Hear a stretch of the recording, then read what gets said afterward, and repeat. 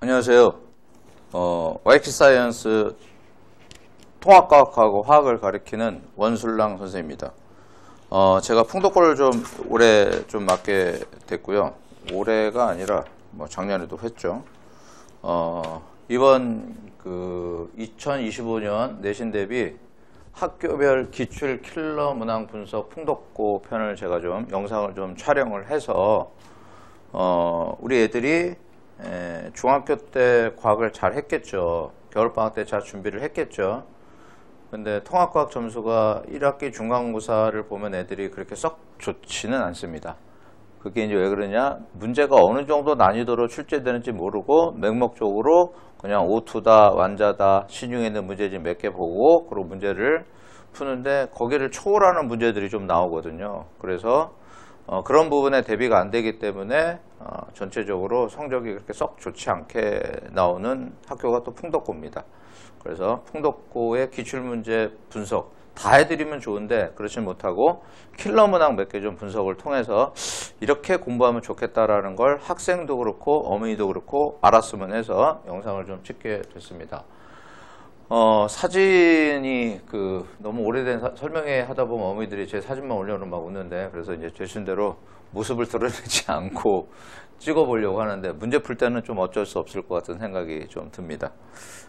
통합과학, 풍독고 통합과학 기출 분석 세 가지를 좀 말씀드리면 첫 번째 객관식 22문항, 서술형 2문항 출제됐는데 그 서술형 문항의 난이도가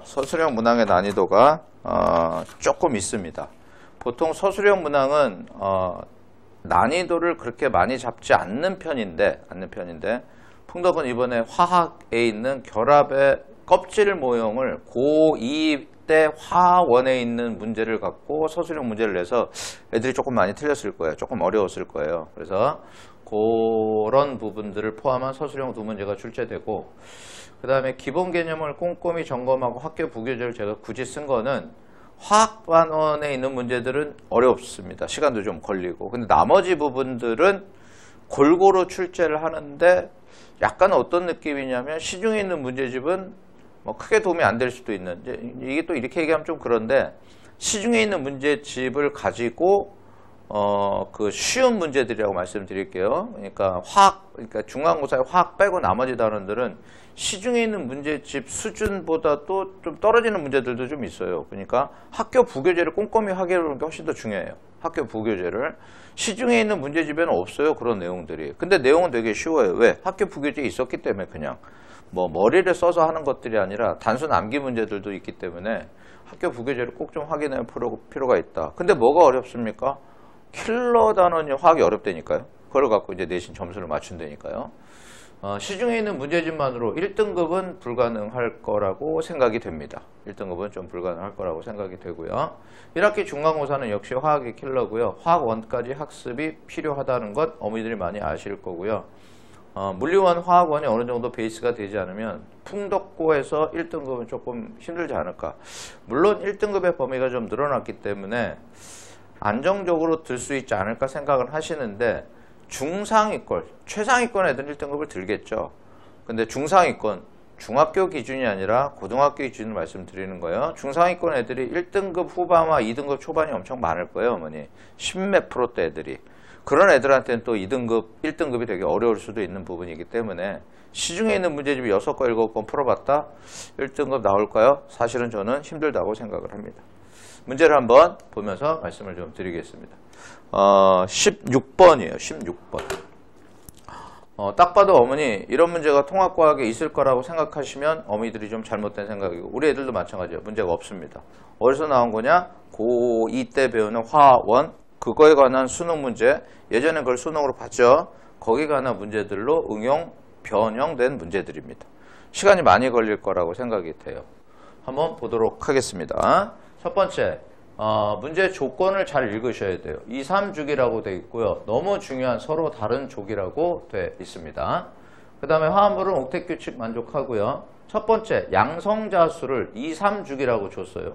그러면 언뜻 생각해도 리튬서부터 아르곤까지니까 3부터 18이에요. 그죠? 이 양성자의 범위가. 그러면 이 양성자의 범위가 3부터 18이니까 얘는 1 이상, 얘가 1 이상이 돼야 되니까 원자번호 3번, 4번, 5번, 얘가 뭐 0일 수도 있는데 0은 안 되잖아요. 그렇죠?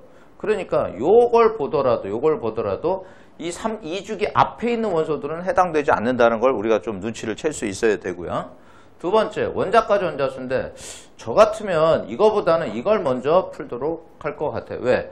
양성자수의 범위는 3부터 18인데 원자과 전자수의 범위는 0부터 7까지예요. 알고 있지? 그래서 이게 훨씬 더 쉬울 거라는 거야. 그래서 원자과 전자가 2배 1이니까 만약에 예를 들어서 얘를 1로 잡았으면 얘는 2가 되고 3이 되잖아. 그치? 1로 잡으면 2가 되고 3이 되고 그 다음 얘를 2로 잡으면 4가 되고 5가 되고 그치? 얘를 3으로 잡으면 6이 되고 7이 되는 거지. 그치? 이렇게. 그 다음에는 4는 안 되잖아. 원자과 전자수는 7이 깨시니까 이 세 개의 조합이 가능하다라는 걸 말씀을 좀 드리고요.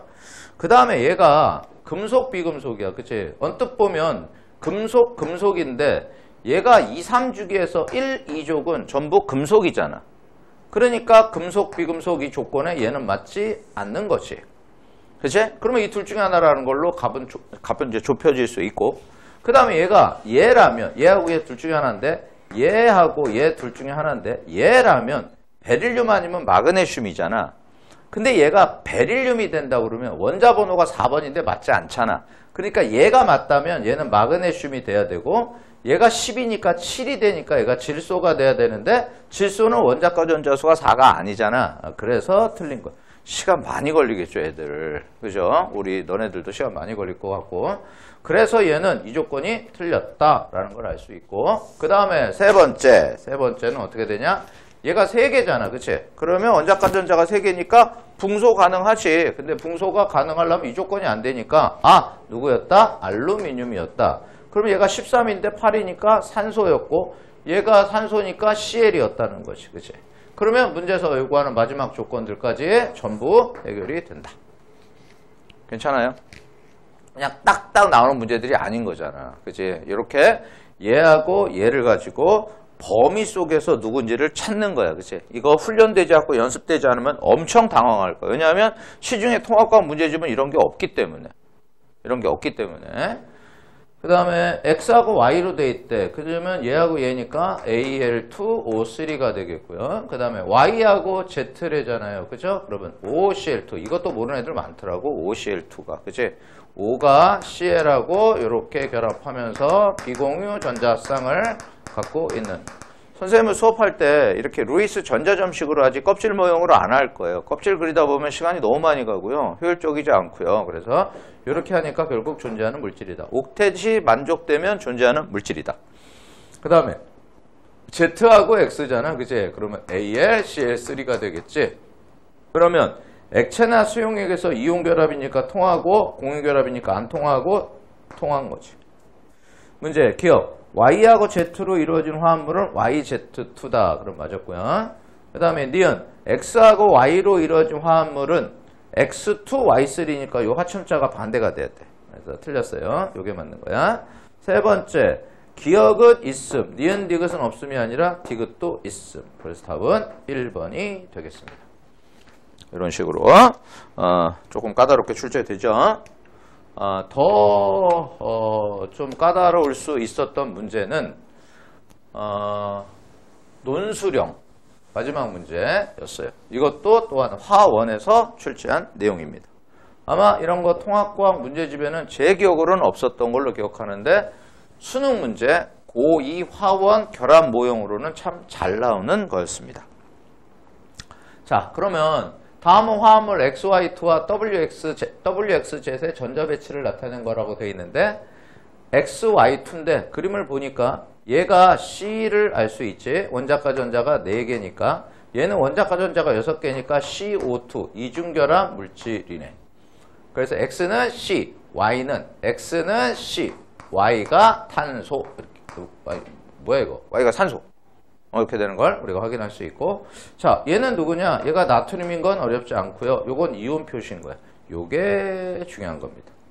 작년에 희한하게 홍천도 요 모형, 요 그림은 아니고 요런 형태의 문제를 냈고 풍덕도 요런 형태의 문제를 냈어요. 그래서 학교가 다른데 선생님들끼리 교류를 하나? 여러분 꼭 좀 기억해 하셔야 될 게 다른 학교 기출문제를 봐라라고 제가 설명회 때 말씀드린 게 이런 것들 때문에 그런 겁니다. 자, 그럼 얘를 보면 얘가 전자를 하나 얻어서 만들어진 음이온인데 선생님 이거 어떻게 풀려고 얘기를 했냐면 어떻게 풀어야 되는 거냐면 뭐 2학년도 수능에서 계속 얘기했으니까 얘가 없을 때를 생각을 해라. 그럼 얘가 없을 때는 얘는 누구냐면 원자과 전자가 5개인 질소잖아. 그지? 질소. 선생님 이렇게 표시할 거야. 그지? 근데 얘는 뭐냐면 전자가 하나 들어와서 질소가 된 거잖아. 그치? 그러니까 얘는 누구였다? C였다. 왜? 전자가 하나 적은데 전자를 얻어서 질소가 됐으니까 질소보다 원자 번호가 하나 작은 애. 결국 CN- 시안화 이온이라는 Na, 시안화 수소라고 부르는 물질이에요. 염화수소 같이. 그지? 이거 이제 있었던 물질이, 기출됐던 거라고. 이렇게 되어 있는 거야. 그래서 얘가 C하고 N으로 되어 있는데 얘가 XZ 이렇게 되어 있거든. XZ. 자, 그런데 요게 X하고 Z로 되어 있는 음이온인데 여기서 얘가 X인지 얘가 X인지는 모르는 거잖아. 무조건 앞에 있다고 X로 볼 수는 없잖아. 그래서 출제자들이 요거를 확인하게 미리 준 거라고. 요것만 딱 물어보지 않고. 왜냐하면 얘가 X가 될 수 있고 얘도 X도 될 수 있잖아. XZ라고 얘가 X라고 단정 지을 수는 없는 거잖아. 그래서 여기서 X가 탄소인 걸 여기서 이용하는 거지. 아, 그래서 이렇게 되는 거야. 됐죠? 요게 없었으면 여러분들 X를 탄소로 N을 질소로 단정 지을 수 없다는 거야. 얘가 있기 때문에 가능했다는 걸 제가 말씀을 드리는 거죠. 그러면 결국 W는 누구였어요? 나트륨. 그치? Y는 누구였어요? 산소. 그러니까 Na2O가 되니까 W2Y가 답이 되겠고요. 요걸로 써야 돼. 요런 걸로 쓰면 감점이 이걸로 쓰는 애들 너무 많아. 명심해놔야 돼. 요렇게 써놔야 되고. Z2의 화학결합 모형. 그럼 Z2는 누구였어? 질소죠. 아, 기가 막히지? 이 문제 잘 낸 거지? 왜? 얘 결합 모형은 잘 들으세요. 요 조건에 따라 요 안쪽에 있는 걸 그리면 됩니다. 시험 문제가. 의도가 참 좋은 문제 같아요. 안쪽에 있는 결합 모형을 그리면 정확히 답이 되는 겁니다. 그래서 기출문제 2개 뭐 좀 많이 수업 시간에 좀 다 풀어드릴 거고요. 어쨌든 이런 식으로 공부를 해야 된다라는 방향성을 제시하고 싶은 영상이라서 이 정도로 좀 하고요.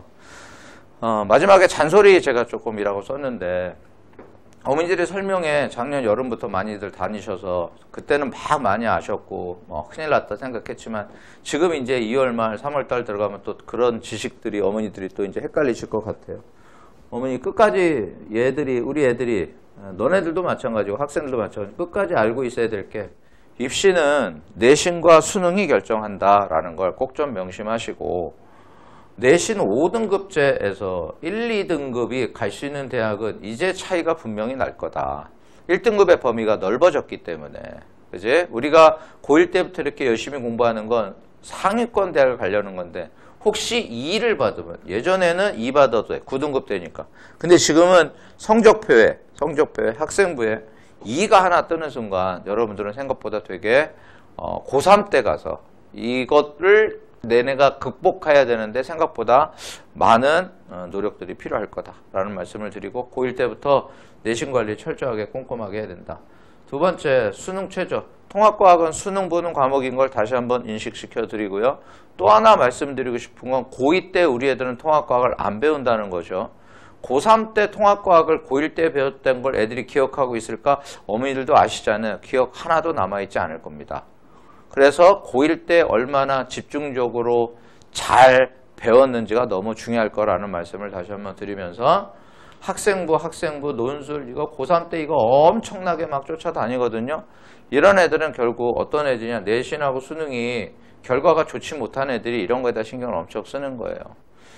수능 최저를 못 맞추는 애들이 이게 무슨 의미가 있을까를 의미가 있죠. 어머니 아예 의미가 없다는 건 아니죠. 그런데 수능에 내신에 포커스를 만드는 고등학교 생활이 가장 현명한 생활이다라는 말씀을 드리고 학생부에 좋게 만들려고 노력을 해야죠 우리가. 근데 어쨌든 기본은 내신하고 수능이라는 걸 다시 한번 좀 강조 말씀드리면서 풍덕고 기출 킬러 문항 분석을 마치도록 하겠습니다. 감사합니다.